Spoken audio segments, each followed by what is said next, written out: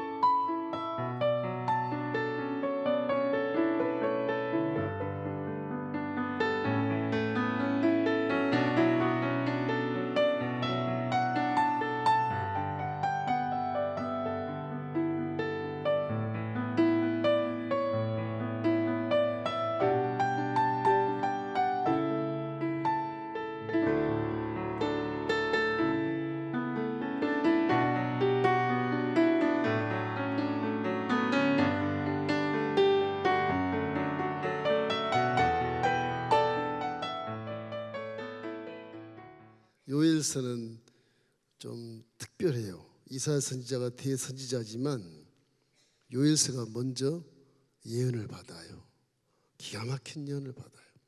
이사야 선지자는 예수님 오기 전 700년 전에 이렇게 예수님을 예언했지만 요일서는 거의 한 100년 전에 한 800년대 BC 800년입니다. 지금부터 2800년 그때 요엘이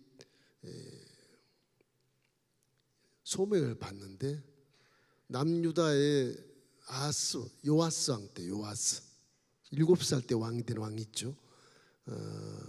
그 할머니가 저기 아방의 딸이었는데 그 아달랴가 왕이 있었을 때 왕족을 다 죽여버려요. 아합의 딸이 남쪽에 이렇게 형으로 와가지고서 자식이 아시아 왕도 죽고 아들이 다 죽으니까 자기가 왕이 돼가지고서 왕족들 다 죽여버려요.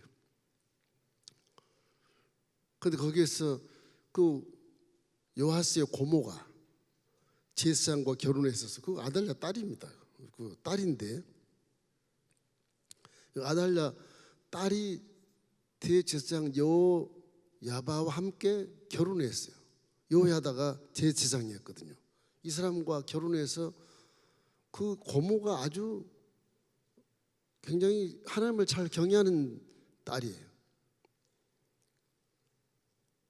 여호람 아버지의 그런 피를 받은 딸로서 엄마는 악한 이북의 그런 바알신을 섬기는 그런 아합의 딸이었지만 이 딸은 아주 아버지를 닮아서 왕족을 다 죽이는데 어린아이 요아스를 바로는 갓난아이인데 끌어다가 궁중 한 구석에 탁 숨겨놓고 6년 동안을 길러요.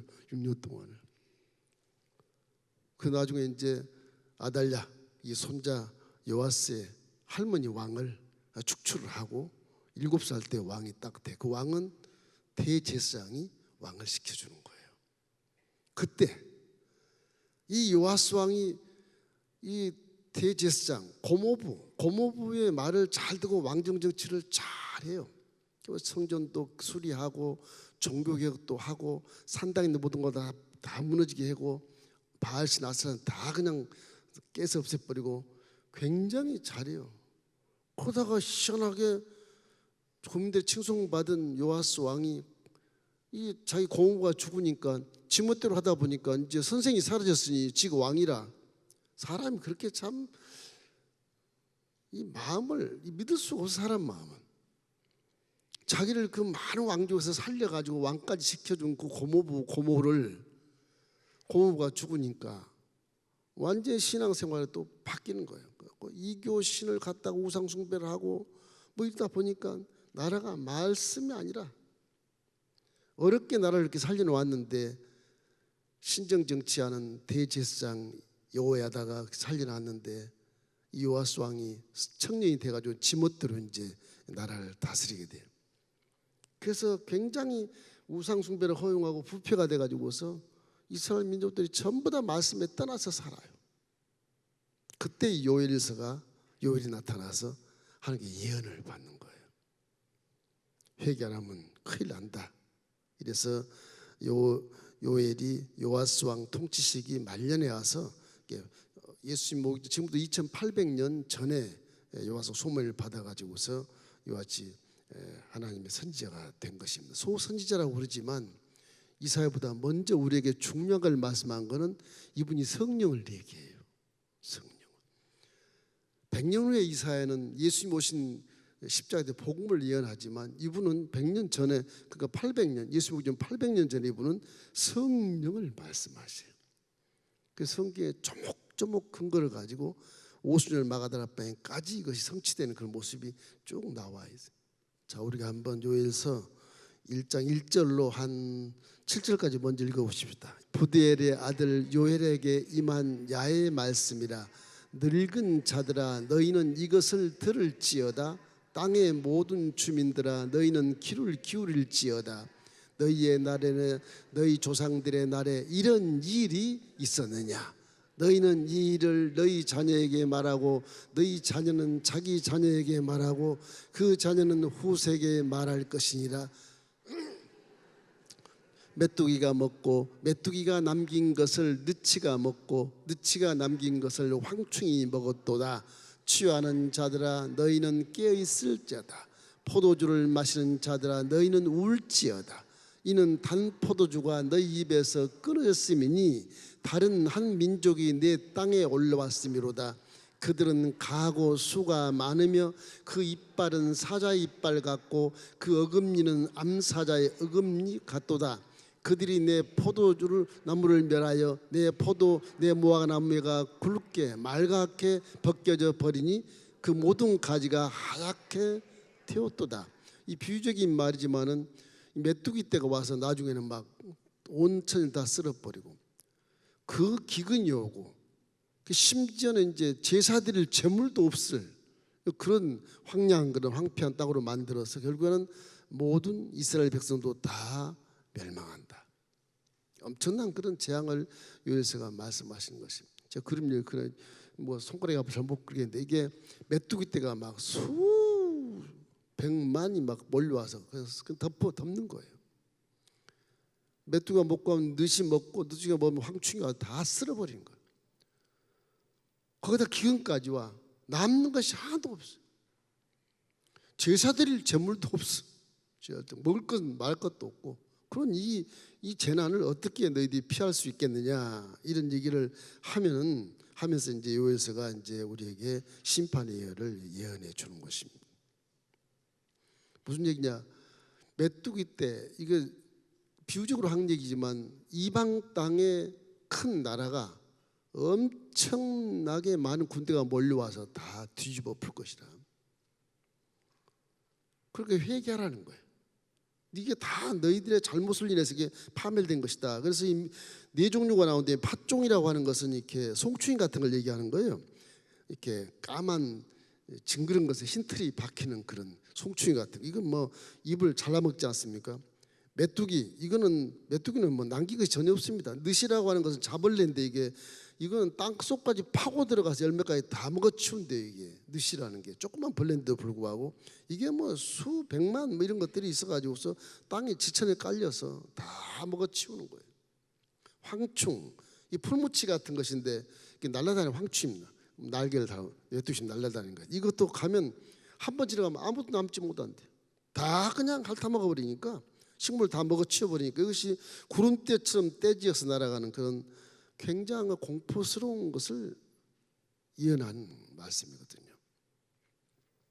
메뚜기 재앙이 임하는 이유는 이스라엘 백성들이 말씀에 불순종했기 때문에 그렇다. 말씀이 희귀하면 환경도 황폐하게 된다. 말씀이 흥황하면 환경도 복되게 되고 그런 논리로 이제 요에서가 이제 예언하고 있는 것입니다. 더군다나 우상 숭배를 하니 진리가 다 이렇게 소실된 그런 때를 말씀하기 때문에 어떤 학자는 팥종이가 교회의 기둥과 뭐 그냥 줄기들어서 사두 잘라 먹었다. 그렇게 비유를 해놓고 메뚜기떼가 몰라서 휩쓸고 난 뒤에 자벌레 느시 와가지고서 교회의 꽃과 열매까지 전부 다 먹어 치워버리고 황충의 공격을 받아서 진리의 기둥 같아가 사라지고 교회도 황폐하게 되었다. 이렇게 해석이 일어났더라고. 이건 뭐냐? 말씀을 잊어버리고 말씀에 불순종하면 이런 재앙이 올 수밖에 없다. 인생들아 들을지다 너희 조상들 때 이런 일이 있더냐? 이렇게 질문한단 말이에요. 이런 일 앞에도 없었고 미래도 없을 것이다. 그렇게 이게 이제 그래서 신학자들이 이거를 야의 날, 심판의 날 그렇게 이제 명명해서 해석을 많이 해요. 종말을 얘기하는 거예요. 지금 이스라엘 역사는 아직 요아스 왕 때니까 뭐 종말이 아니죠. 요아스 왕이 이렇게 잘 하나님을 섬기다가 갑자기 자기 선생이 죽고 나니까 지멋대로 하다 보니까 말씀이 희귀하게 되고 모든 땅이 황폐해서 결국은 이와 같이 이스라엘이 망하게 되었도다 그런 것입니다. 하나님 말씀을 불순종하면 저주가 미칠 것이라고 다 알고 있거든요. 이스라엘 백성들은. 구약의 신명기로 딱 들어가 보면 신명기 28장 38절에 이런 말씀이 있어요. 내가 많은 종자를 들에 뿌릴지라도 메뚜기가 먹음으로 거둘 것이 적을 것이며 이런 말씀이 있어요. 하나님 말씀을 순종하면 복을 받고 불순종하면 저주를 받는다. 그런 말씀이 신명기에 기록되어 있는 것입니다. 그래서 너무너무 흉년이 오니까 헌금 드릴 것도 없고 이게 소를 잡아서 뭐 이렇게 번제를 드린다거나 양을 잡아 번제를 그런 것도 없어 다 죽어버렸으니까 하나님과는 완전히 이제 괴멸된 그런 상태로 얘기를 하는 것입니다. 생축이 탄식하고 소떼가 꼴이 없으니 다 죽었다. 요에서 1장 20절 우리 함께 읽겠습니다. 들짐승도 주를 향하여 헐떡거리오니 시내가 다 말랐고 들의 풀이 불에 탔습니다. 그래서 이제 예언을 하게 되는 겁니다. 이 예언 자체가 이제 유다의 이런 백성들이 회개를 촉구하고 재앙과 심판을 피하라는 말씀을 하시면서 하나님은 우주를 주관하고 인생의 생사복을 주관할 뿐만 아니라 인생을 통치하신 하나님이다. 이렇게 다시 선지자가 선포함으로 말하면 이스라엘 백성들이 다시 한번 회개의 역사를 만들어내 가지고 결국 나중에 회복하는 그런 것을 소망을 주고 있는 것입니다. 지금 이 상태는 토질은 마르고 흉년이니까 새 포도와 기름이 다 해버렸고 즐거움이 말랐다. 사람들의 즐거움이 말라버렸다. 이제 완전히 멸망의 상태를 얘기하고 있는 거예요. 그래서 요엘서는 요엘 선지자 이와 같이 1장 15절 말씀에 이렇게 탄식하는 것입니다. 아 슬프다 그날이여 야의 날이 가까웠나니 곧 멸망같이 전능자로부터 이르리라. 결국은 이제 멸망한다는 말씀이 되죠. 복음을 몰라서 방황하고 말씀을 몰라서 방황하는 우리 현대인들의 말의 모습을 지금 성경에서 기록하고 있는 거예요. 현실은 풍요로운 것 같아도 내 속의 마음의 정서는 지금 완전히 피폐하고 말라서 날마다 근심 걱정 한숨이 끊임이 없고 희망도 없고 이런 삶을 말하는 거예요. 왜 그러냐? 말씀에 순종하기 안 하기 때문에 소망이 없고 희망이 없다는 거죠. 말씀에 순종하기를 주님의 이름으로 축원합니다. 그래서 항상 우리는 회개를 언제나 마음에 두셔야 돼요. 오늘 또 내가 회개해야지, 뭘 구하지 그런 것보다도 오늘 내가 회개해야 되겠구나, 그런 말 먼저 갖는 것이 응답의 지름길이에요. 언제나 회개를 먼저 하고 교회에 들어오신 게 좋아요. 교회에서 딱 앉아서 먼저 회개를 먼저 하고 영광 돌리고 예배에 들어오는 게 좋고, 언제나 회개가 우선적이어야 돼. 그래야 내가 좀 희망이 생기고 살 소망이 생기는 거예요. 회개 안 하고 복만 주십시오 그렇게 하다 보면 이게 내가 말씀을 몰라서 이와 같이 황폐한 그런 종말을 맞이할 수 있다고 하는 것입니다. 목사님 뭐 서양 사람 불신자도 잘 살잖아요. 그건 외적으로 봐서 잘 사는 모습이 있을 수 있으나 그 사람 마음은 이미 황폐해 있고 심판을 받을 당사자로 딱 정해 있는 것이거든요. 그때 우리는 이 100년도 안 되는 잠깐의 세상을 영원한 걸 생각하면 안 돼요. 남은 죽은 다음에 반드시 심판이 있겠다. 그 심판 후에가 영원한 있기 때문에 그것을 준비하는 거예요. 그거를 쉽게 얘기하면 지금 먹고 살고 바쁜데요, 그래도 그걸 준비해야만 인생의 성공의 길을 걸 수 있어요. 우리 신앙은 천국 가는 그날까지가 목적입니다. 현실에서 잘 먹고 잘 사고 누구를 돕고 사랑하고 좋은 일 한다 그래서 그 좋은 것이 아니라 우리 신앙은 천국에 도달하는 것이 신앙이에요. 저와 여러분 다 천국으로 도착해서 함께 천국에서 영원 복만 누리는 그런 삶을 살게 될 것을 믿습니다. 왜? 하나님이 선택했으니까. 여러분 절대로 떠날 수 없어. 아무리 하나님 박차고 나가도 결국에는 심하게 돼서 다시 들어와 구하고 회개하고 또 하나님 품 안에 들어오게 돼 있어요. 왜? 이미 선택받은 자니까. 어떤 분은 선택받다 뭐 무슨 죄를 지면 하나님 버렸다 그렇게 얘기하는 신학적으로 그렇지 않아요. 하나님은 사랑이시라서 한 번 선택한 자는 잊지 않으셔요. 그걸 어떻게 하든지 회개시켜서라도 되돌려서 끌어올라고 애를 쓰시지 버려라 그렇게 하지 않아요. 저 호적에서 파버려라 그렇지 않아요. 자식이기 때문에 그렇지 못해요. 하나님은 사랑이신 것을 믿기를 주의 이름으로 축원합니다. 진실한 회개를 선포해. 그래서 이걸 오늘 말씀드리려고 그래. 회개거든요. 회개.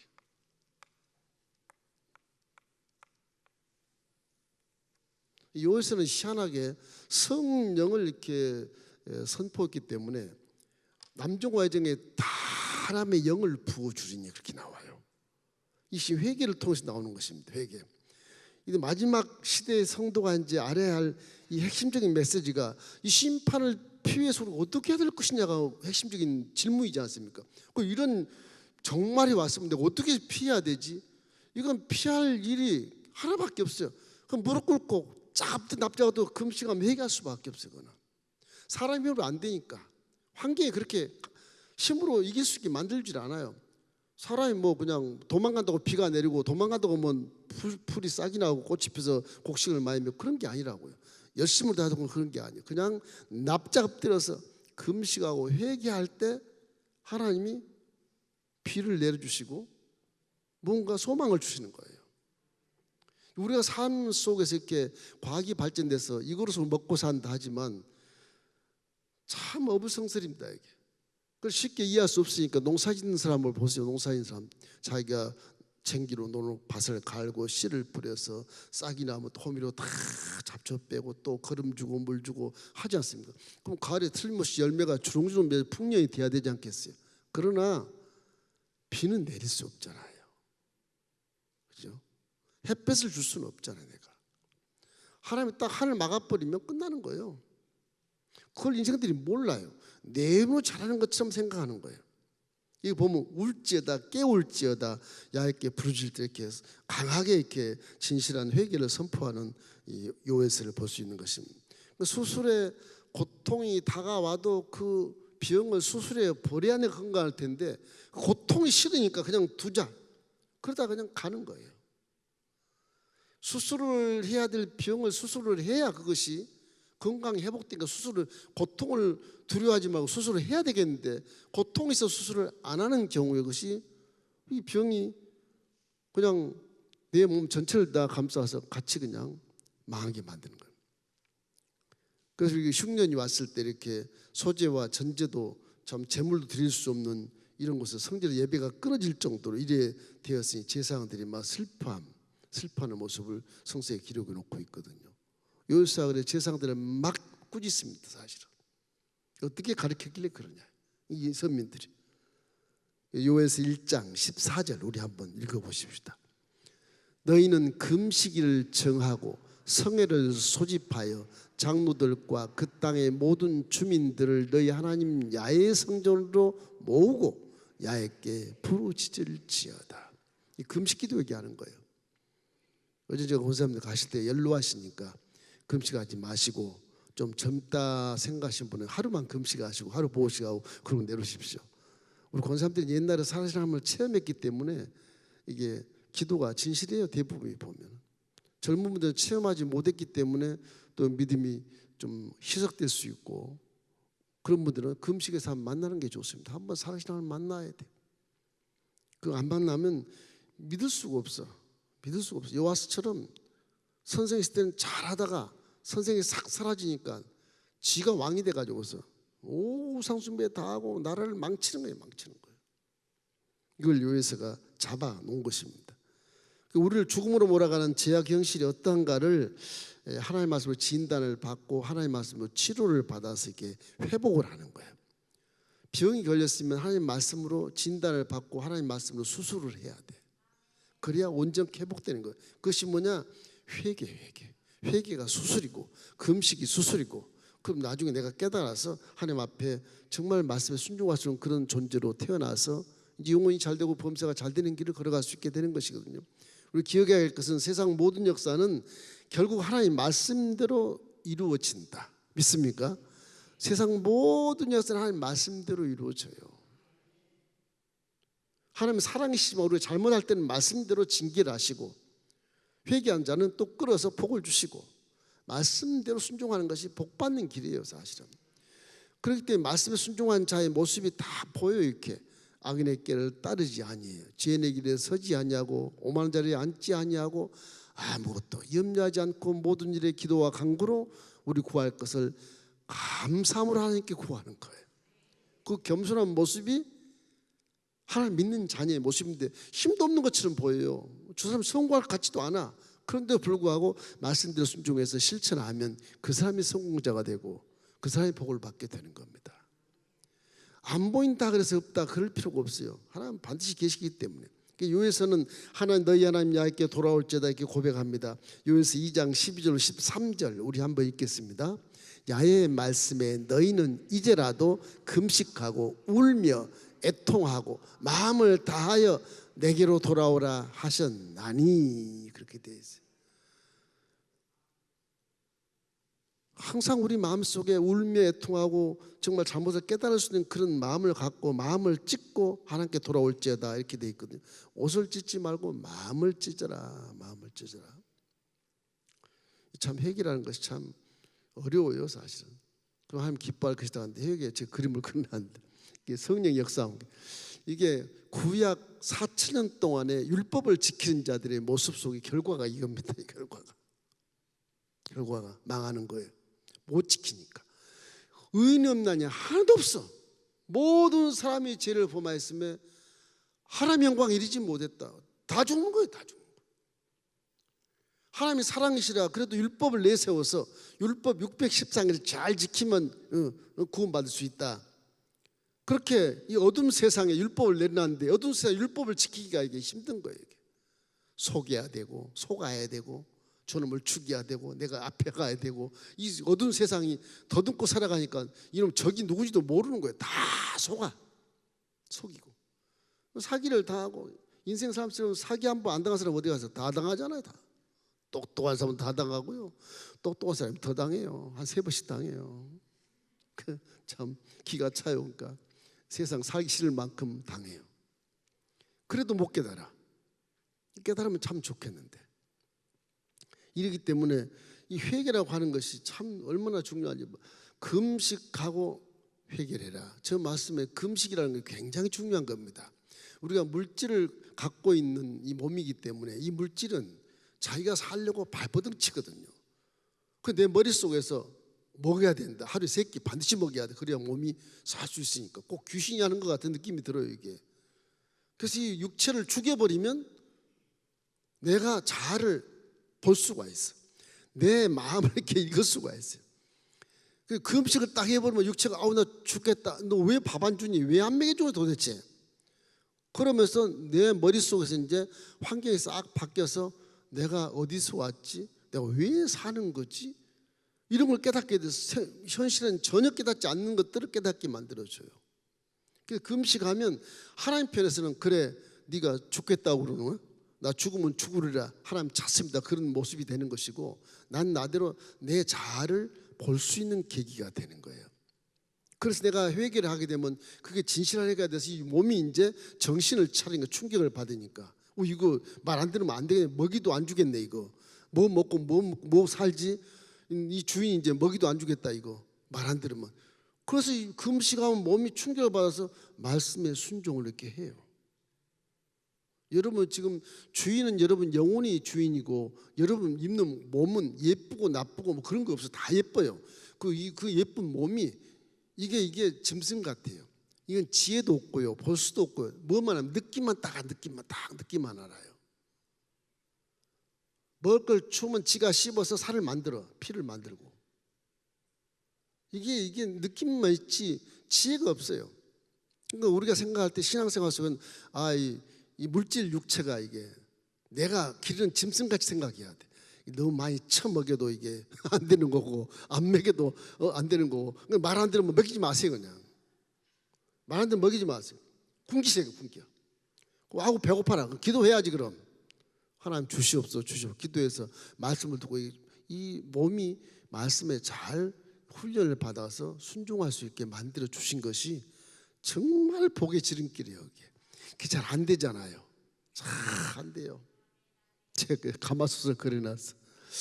이 회개는요, 이래 가마솥 안에 생쌀이 있으면 그냥 지혜나 지식이나 이성이나 경험이나 체험으로 내 전문치로 저거 쌀을 막 어떻게 밥을 만들까 애를 쓰는데 안 돼요. 잘 불을 피워야 돼요. 밥을 할래도 나무 가지고 와서 불을 떼야 수고가 따라 수고가 그죠? 가만히 앉혀서 되지 않아요. 수고가 따르잖아요. 근데 진정한 회개는 뭐냐? 이게 하나님 앞에 순종할 때 불을 지피면요, 이 가마솥에 쌀밥이 잘 되는데 무엇을 잘 돼요? 성령이 충만할 때 잘 되는 거예요. 이게 성령 충만한 모습이었지. 이게 내 가슴 속에 불을 막 지피면 내가 생각했던 모든 쌀 같은 그런 내 욕심 부렸던 것을 전부 내가 갖고 있는데 그게 정말 진짜 밥이 돼서 내가 먹을 수 있는 밥이 될 수 있게 하려면 성령으로 충만해야 돼. 이걸 피우면 가마솥에 쳐면 눈물이 쫙 내리잖아요. 성령이 내 속에서 불타야 진정한 회개가 돼요. 내 의지적으로 회개하는 것은요 한 10분의 1도 안 돼요. 성령 충만하면 잊어버렸던 거 전부 다 토해내요. 다 기억이 나게 되고. 성령이 안 계시면 뭐 한 10분 기도하다가 기도할 게 없어. 회개할 게. 성령에서 하루 종일 회개도 끝이 없어요. 성령 충만함. 내 마음에 성령이 충만해 막 불 같은 것이 타서 막 옛 것이 막 기억되고 성령이 또 필름처럼 쫙 스쳐가서 모두 초등학교 때 연필 훔칠까지 다 기억나게 하더라고. 친구 연필 훔치는 것까지. 그것까지 회개가 돼요.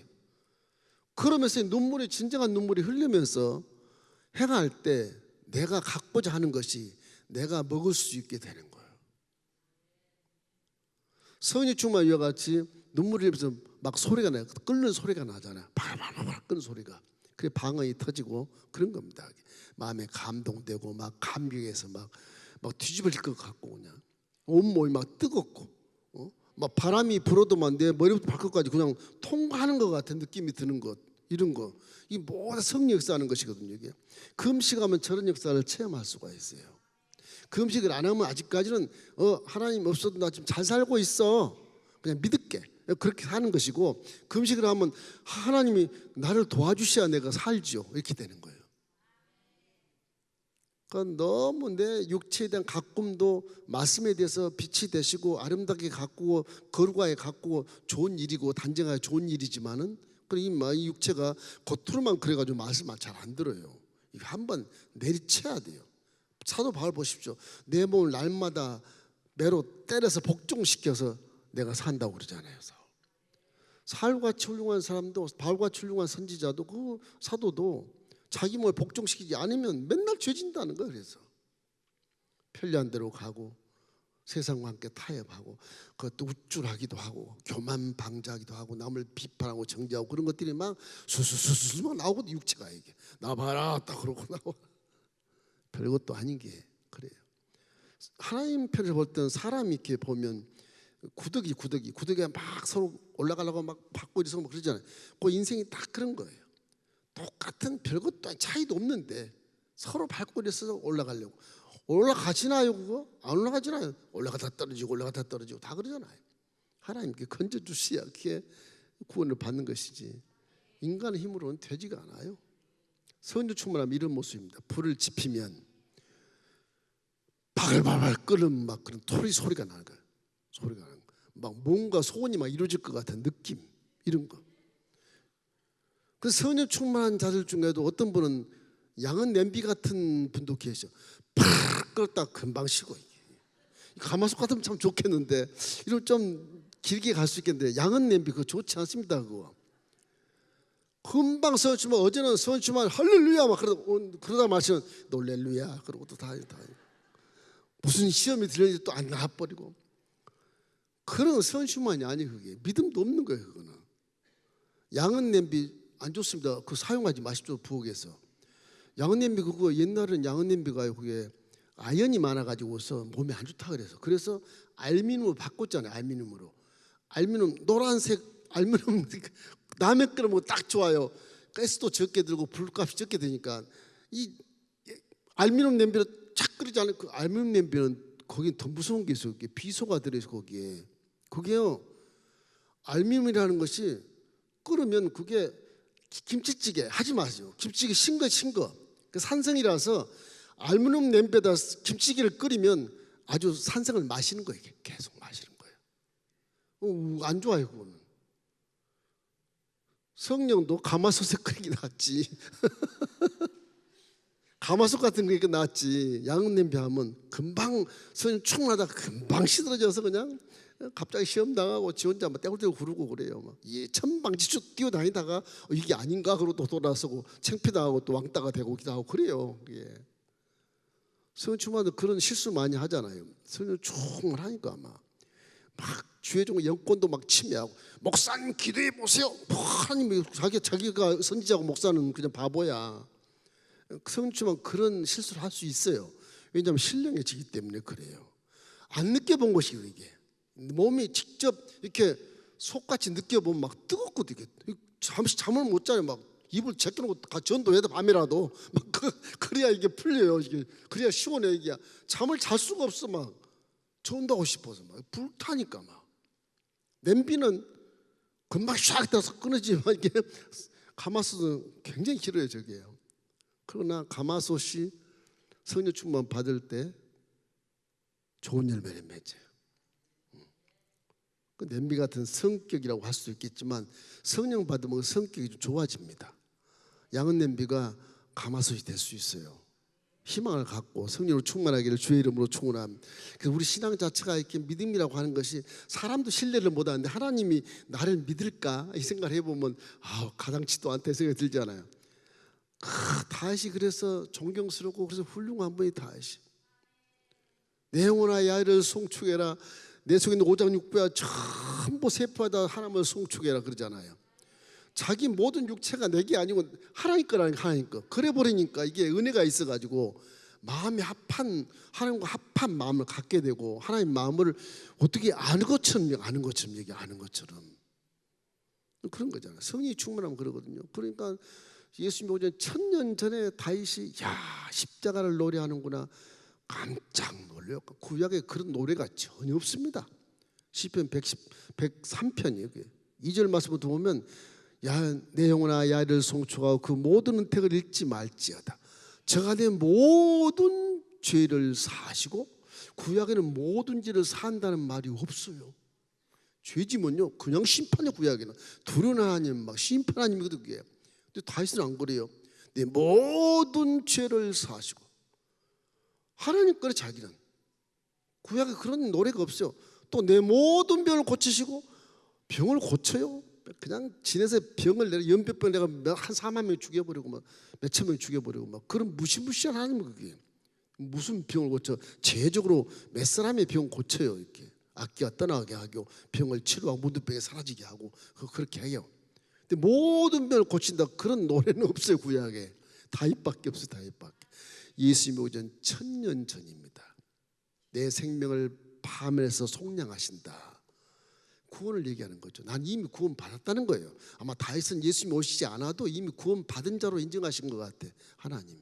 그래서 통역을 이루시고 그 열왕 중에 왕이 끊이지 않는 다윗 가문을 만드시고 그것이 교훈이 돼서 지금 이스라엘이 수천 역사 지나갔는데도 불구하고 지금 3000년이 지나갔는데도 다윗의 별표를 딱 해서 국기를 딱 세우잖아요.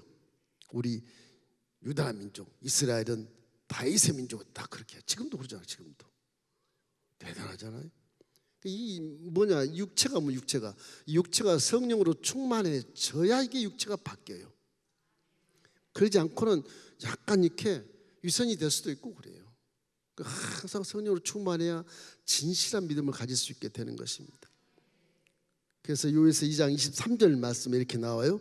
시온의 자녀들아 너희는 너희 하나님 야훼로 말미암아 기뻐하며 즐거워할지어다. 그가 너희를 위하여 비를 내리시되 이른 비를 너희에게 적당하게 주시리니 이른 비와 늦은 비가 예전과 같을 것이라. 이래서 요엘서에 보면 이게 소망을 주는 겁니다. 정말 진정한 회개를 해봐라. 그러면 왕이시여 진정한 회개를 하면 나라가 살고 다 삽니다. 다 삽니다. 그래서 성령을 계시하시는 거예요. 성령 계시하는 게 뒤에 나와요. 뒤에 하겠습니다만. 그래서 지금 이 하박국 선지자가 얘기했던 그런 고백들은 잘 아시죠. 하박국 선지자 3장 10절 18절 말씀에 이런 말씀이 있어요. 비록 무화과 나무가 무성하지 못하며 포도나무에 열매가 없으며 감람나무에 소출이 없으며 밭에 먹을 것이 없으며 우리의 양이 없으며 외양간에 소가 없을지라도 나는 야훼로 말미암아 즐거워하며 나의 구원 하나님으로 말미암아 기뻐하리로다. 저게 믿음의 고백이 지금 요엘서가 원하는 고백이에요. 이게. 다윗도 저런 고백하는 거예요. 아무 없으나 하나님만을 기뻐하겠다. 그러니 하나님이 비를 내리시는 거예요. 가뭄에 비를 내리시는 거예요. 잠언서에 아굴의 고백도 있어요. 잠언서에 솔로몬이 쓴 잠언이지만 아굴이 쓴 고백도 있어요. 잠언 30장 7절로 9절 우리 한번 읽어보십시다. 내가 두 가지를 주께 구하였사오니 내가 죽기 전에 내게 거절하지 마옵소서. 곧 헛된 것과 거짓말을 내게서 멀리하옵시며 나를 가난하게도 마시고 부하게도 마옵시고 오직 필요한 양식으로 나의 먹이십소서. 내가 배불러서 하나님을 모른다 야훼가 누구냐 할까 하오며 혹 내가 가난하여 도둑질하고 내 하나님의 이름을 욕되게 할까 두려워함이라. 그게 적당한 그런 어떤 그런 고백이라고 봐져요. 너무 많이 주셔도 하나님 없어도 된다 그럴까 염려하고 있었고 너무 가난해도 도둑질해서 죄질까 들었고 그런 말씀을 아굴을 통해서 우리가 배울 수 있어요. 너무 욕심 부린 것도 안 좋아요. 뭐 욕심이 하나님 영광을 사용한 거라면 욕심이 아니겠지만 그렇습니다. 자 중요한 거 이제 마지막에 하나님 영을 부어 주신다. 자 여기 본문에 보면 28절 그 후에 이렇게 나와요. 요엘서 2장 28절 29절 함께 읽겠습니다. 그 후에 내가 내 영을 만민에게 부어 주리니 너희 자녀들이 장래를 말할 것이며 너희 늙은이는 꿈을 꾸며 너희 젊은이는 이상을 볼 것이며 그때 내가 또 내 영을 남종과 여종에게 부어 줄 것이며 그렇게 돼 있어요. 요엘서 구약에서 맨 처음 성령이 남종과 여종에게 부어 준다고 말씀하고 성도에게 영을 부어 만민에게 부어준다 그렇게 말하고 있어요. 여기 회개를 진정으로 하면 회개 진정으로 하면 하나님이 영을 부어준다고 말씀하시고 그 영을 부어주면 이제 살아나는 거죠. 그래서 그 영의 말씀이 구약이 요엘서의 말씀이 신약이 와서 요한복음에 나온 예수님이 하신 말씀과 연결이 쭉 돼서 내가 아버지께 구하겠으니 성령을 보내겠다 그런 말이 나와요. 요한복음 14장 15절로 17절 우리 함께 읽겠습니다. 너희가 나를 사랑하면 나의 계명을 지키리라. 내가 아버지께 구하겠으니 그가 또 다른 보혜사를 너에게 주사 영원토록 너희와 함께 있게 하리니 그는 진리의 영이라. 세상은 능히 그를 믿지 못하나니 이는 그를 보지도 못하고 알지도 못함이라. 그러나 너희는 그를 아나니 그는 너희와 함께 거하시며 또 너희 속에 계시겠습니다. 처소되면 내가 나를 사랑하면 나의 계명을 지킬 것이 아니냐. 이스라엘 백성은 하나님을 사랑하지 않으니까 이 요아스가 계명을 안 지키는 거죠. 고모가 있을 때는 잘 지켰는데 고모 죽고 나니까 안 지켜버리는 거지. 그 우상이 다 들어와서 이 물질이 이게 복을 다 차버리고 이 저주를 받게 되는 거예요. 요아스가 굉장히 종교육을 고모와 같이 해서 훌륭한 왕이었어요. 3대 왕이 들지를 못해요. 그렇게 해놓고도 끝이 안 좋으니까 3대 왕이 들지 못해요. 솔로몬도 끝이 안 좋아서 3대 왕이 못 들어요. 못 들어요. 다윗만 들어가지. 다윗과 히스기야, 요시야 셋만 딱 3대 왕에 들어가. 선한 왕으로서 한 20개 왕 중에 요아스도 처음엔 잘했는데 이렇게 못한 겁니다. 예수님께 성령을 보내다고 해요. 그 성령을 보내신 것이 이제 신약의 사도행전 2장에 나와서 오순절 마가다락방에 그 요에스가 예언했던 것이 오순절 마가다락방에서 성취가 되는 거. 사도행전 2장 1절로 4절로 함께 읽겠습니다. 오순절 날이 이르매 그들이 다 같이 한 곳에 모였더니 호련히 하늘로부터 급하고 강한 바람 같은 것이 소리가 있어 그들이 앉은 온 집에 가득하며 마치 불이 혀처럼 갈라지는 것들이 그들에게 보여 각 사람에게 이에 하나씩 임하였더니 그들이 다 성령 충만함을 받고 성령을 말하게 하심을 따라 다른 언어들로 말하기를 시작하니라. 이제 방언을 얘기하는 것입니다. 방언을. 이제 요엘서가 예언했던 그것이 이제 한 800년 후에 예수님 제자들이 마가다락방에서 오순절 성령을 충만히 받은 것으로 성취가 되어 있는 거예요. 성경은 실제이기 때문에 예언이 있고 성취가 다 있습니다. 예언 성취가 다 있어. 근거가 정확해요. 안 믿을 수가 없게 돼 있어요. 이게 성경을 읽어보면. 그래서 우리는 성경 말씀이 진리라는 걸 금방 할 수가 있어요. 그 심판의 날에 하나님 백성에게는 성령을 충만하면 피난처가 되시고 그들을 산성이 되시고 보호해준다고 말씀을 하시는 것입니다. 그럼 성령이 얼마나 중요해요. 이런 종말이 와서 이 성령이 충만해서 사는데 이게 내 마음 이 육체를 막 불로 막 태우지 아니하면 이게 힘들어요. 내 마음을 불로 태워서 깨달을 것 깨닫고 회개할 것 회개하고 그러면 성령이 와서 딱 그 안에 거하시거든요. 십자가 대수의 복음을 내가 믿습니다 하면요, 진정한 지난 세월에 지나간 몰랐던 세월을 회개하고 자부하고 용서를 구하고 결심을 한 다음에 예수를 내 구세주라 믿습니다 그러면 성령이 그냥 와 계시거든요. 그럼 그 와 계신 분을 환영하셔야 돼. 그분을 어떻게든 잘 모시려고 애쓰셔야 돼. 어머니 요양 보낸 것처럼 그렇게 하지 말고 어려워도 집안에서 계속 효자 효녀로 모셔야 돼. 확 모셔서 그렇게 할 때 지혜가 생기게 되고 능력이 생기게 되고 성령 여러분을 도와주시는 것입니다. 성령 잊지 말라고 요엘서를 성경에 넣어놓은 것 같아요. 이게 근거가 있고 이 종말의 시대는 성령밖에 없다. 성령 충만해야 말씀이 살기 때문에 그렇다. 말씀 믿긴 믿는데 말씀이 안 살아나니까 육체가 말 안 듣는 거예요. 이게 말 안 들어. 머리는 말씀인데 육체는 말 안 들어. 이게 주의종도 그런 걸 많이 느낍니다. 목사가 강대에서는 뭐 하지 말라면 잘 가르쳐요. 지는 생활하면서 이게 머리에는 있는데 이게 말 안 들어. 이게 말 안 들어. 이게 패 죽이고 싶다니까. 이게 막 때려 눕히고 싶어요. 이 육체를 속이 상해. 막 알면서 이게 죄를 짓는 입장이 되니까 이래서 가슴을 치고 통곡한다니까. 그래서 성령이 계시면 스스로 지켜지기가 무서워서 그냥 혹시 내 주인이 금식시키면 안 된다. 그래서 눈치 보고 이게 종의 육체가 말을 들어요. 내 주인이 금식하면 어떡하지? 그러고 여러분 금식으로 막 경고를 하고요. 그럼 협박을 하십시오. 여러분 몸에 대해서 육체에 대해서. 그럼 몸이 좀 들어요. 그래서 우리는 항상 금식을 항상 마음에 두시고 하루라도 한 끼라도 금식하면 한 끼만 금식해도요 오늘 한 끼 배고프니까 좀 생각이 달라져.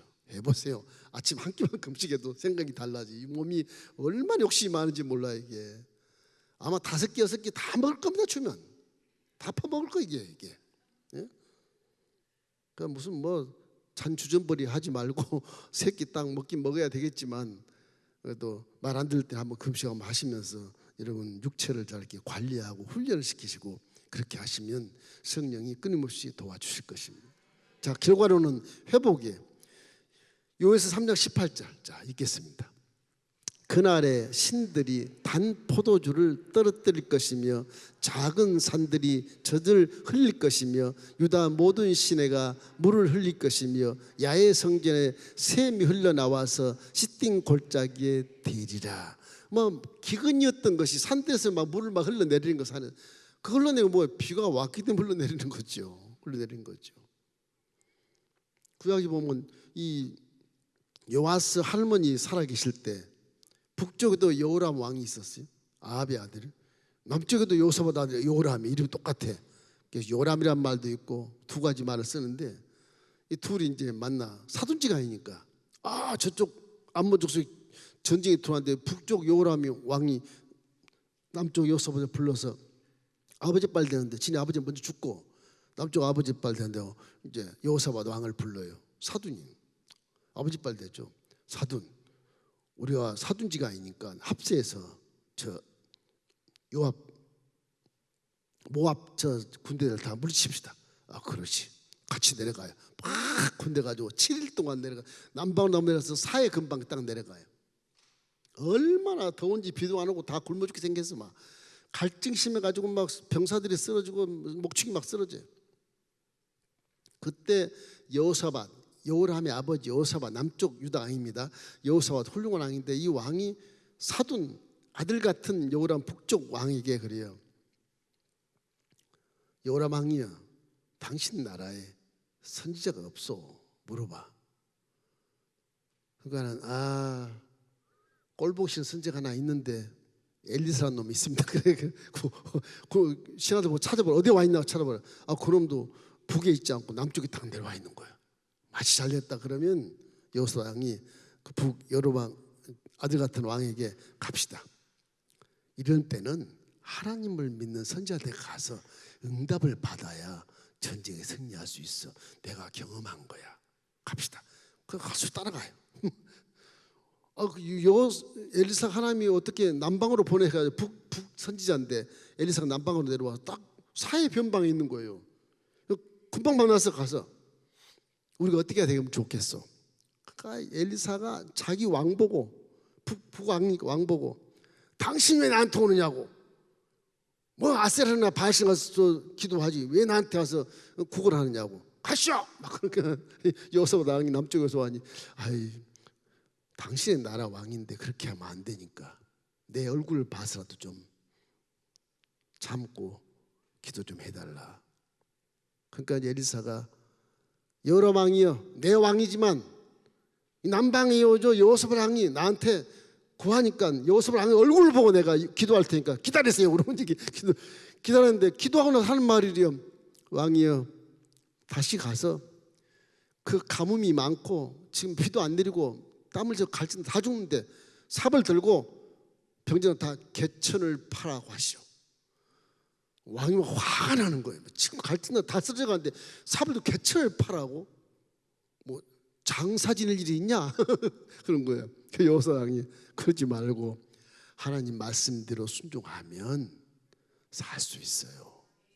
긴가민가 기분도 나쁘고 뒤고 나쁜데 여호람이 할 수 없이 이제 여호사밧 사돈하고 같이 이제 전장터에 다시 가서 병자는 전부 삽을 들어라. 저 골짜기 다 팔았던 골짜기를 강 골짜기를 막 파는 거예요. 이 가려고 쫙 파는데 뭐 파는 뭐 장지만 판 우리가 묻을 땅인가 싶지. 그게 뭐 비가 내려와야 무슨 사흘길이고 더 갈증나 다 쓰러지고 날개 법칙이나 그 해가 졌어요. 해가 졌는데 모압 평지에서 언덕에서 모압 군인들 딱 내려다 보니까 저기 에돔 땅에 다 보이거든. 모압 그 산에서 보면요 다 보여요. 그 선주리가 막 굉장히 높은 산이 다 보여요. 이게 아침이 됐는데 그 광야에 그 허벌판에 빨간 피가 이렇게 흐르는 거예요. 강이 돼가지고. 와, 그래서 이 북이스라엘과 남유다가 합세서 연방으로 해서 우리를 쳐들어오더니 다 죽었구나, 이제 자기였구나. 가자. 그래갖고 이제 전유물 찾으러 막 말 타고 막 뛰어갑니다. 총도 뭐 칼도 놔두고 다 뭐 창 놔두고 다 말 타고 막 뛰어 내려가. 가보니까 피바다가 아니고 물이야, 물. 그 매복 있던 연합군들이 전부 다 그들을 다 전멸시켜요. 그 메사왕, 그 모압왕 메사가 말 타고 도망가가지고 그리고 자기 나라에 가가지고 크라단한테 살해당해. 전쟁을 그따위로 한다고 아버지 죽여버린 거예요. 그래서 왜 그렇게 됐냐 물어보니까 땅을 파는데 다 지쳐서 이제 해가 졌어요. 다 늘어져 자빠졌어요. 다 죽게 생겼어요, 병사들이. 근데 그 밤에 세렛산 조그만 산이 한 해발 한 200쯤 될까, 조그만 산입니다. 사해 맨 남쪽 동쪽에 있어요. 그 세렛산에서 비가 내렸어. 비가 얼마나 많이 내렸는지 그 물이 개천판도 다 흘러내려가지고서 병사들을 다 적시고 있는 거예요. 근데 아침 해가 뜬 거기는 빨갛게 보여요. 시내산에 올라가도 해 뜬 거 보면 빨개 서양빛 같았고, 서양. 그건 기후가 달라서 그런가 봐요. 우리나라는 석양 때 빨갛잖아요. 중동은 아침 때 빨갛더라고. 그래서 하나님이 적군을 속여서 죽이게 하고 이들은 강물 지나서 물을 흘려서 비를 내려서 살게 했다. 이 사건은요 아주 기억할 만한 사건입니다. 이 성경 속에서 전쟁할 때 하나님이 하나님 깨뜨리는 것도 중요한 거지만 이 사건도 굉장히 중요한 사건. 말씀에 순종하면 이렇게 전쟁에 승리할 수 있고 복을 받을 수 있는데 왜 내 머리로 자꾸 판단하는 거야? 엘리사야, 내가 네 왕이잖아. 그렇소이다. 그러면 이 개천에 지금 이 비도 안 내리고 정정들이 다 갈증나서 쓰러져 죽는데 이 개천을 파란 말이냐? 말이 되냐 이게 말이? 그런데 하나님 말씀인데요. 그러면 드려야 되는데 우리가 안 듣잖아요. 전혀 아니잖아요. 그래서 하나님 말씀을 듣는 것이 신상에 좋다. 그런 말씀이에요. 그를 위해서 우리가 그걸 이해하고 들으려면 내가 못 들으니까 이 몸이 말 안 들으니까 성령을 인정하고 여기서 의지해야만 성령이 그래도 몸을 갖고 그래도 가자 그러고 끌고 가는 거예요. 그래서 성령이 중요한 것입니다. 하나님 말씀은 살아서 운동력이 있어서 좌우에 낯선 것보다도 예리해서 우리 영과 혼과 몸과 골절을 관절을 찔러 쪼개까지 하고 우리 생각과 마음을 감찰한다고 말씀하니까 이 성령이 내 안에 계실 때 내가 생각하지 못한 걸 생각하게 될 수 있고 정반대급의 생각을 내가 믿고 싶은데 그거 아니다. 하나님 말씀에 절대 순종이라 이렇게 순종하게 만들어서 전쟁에 승리하게 하는 것이거든요. 우리의 삶도 성령으로 충만해야 삽니다. 머리에 아무리 하는 말씀을 집어넣어서 저같이 교수도 해보고 해봤지만 집어넣어봤자 육체는 안 들어요. 이게요. 성령이 계셔야 이게 듣는다니까 이게. 저도 몇 번 죽을 뻔했어요. 그것 때문에 몇 번 죽을 뻔했어. 성령이 침체하면 항상 내 머리로 하거든. 오늘 강의 준비 안 해도 돼. 뭐 다 하는 건데 뭐 안 보고 다 할 수 있는 건데 뭐. 그 시간은요 은혜가 없어요. 은혜가. 내가 아는 거지만 똑같은 과목이었지만 수십 년 가르쳤지만 성령님 내 입술을 주장해 주시고 지혜를 주소서. 우리 학생들의 대상이 어떤 대상인가를 분별하게 하셔서 학생들은 수준에 맞게 잘 공부시키게 도와주고 기도하고 하면 그때는 막 내가 은혜를 받아가지고 학생들도 병실 춤을 추는 거거든요. 성령이 계셔야 이 말씀이 살아 움직이고 은혜가 되지 안 계시면 그냥 까만 건 글씨뿐이고 하얀 건 종이에요. 성령이 계시면 글씨가 막 확 살아서 막 움직인 것 같이 그림이 막 보이고 그러잖아요. 그런 것들 여러분이 체험하시길 주의 이름으로 축원합니다. 이래서 예수 그리스도의 십자가 사역과 이 땅에 오실 성령의 사역으로 이렇게 다시 모든 것이 회복되는 것을 요에서가 지금 예언을 하고 있다 하는 것을 아시고 요에서가 소선지자지만 이 3장까지밖에 없지만 굉장히 중요한 소선지자입니다. 이분이 대선지자 해도 과언이 아니에요. 왜냐하면 성령을 예언했기 때문에 그래요. 성령. 즉 우리 은혜 시대는 성령 안 계시면 믿음이 그냥 뭐 능력이 없어져요. 믿음이. 성령이 계셔야 우리 부족한 걸 채워주고 모르는 걸 알게 하고 안 보는 걸 보게 하고 깨닫게 해서 세상을 이길 수 있게 하는 것이거든요. 성령이 그렇게 중요한 거예요.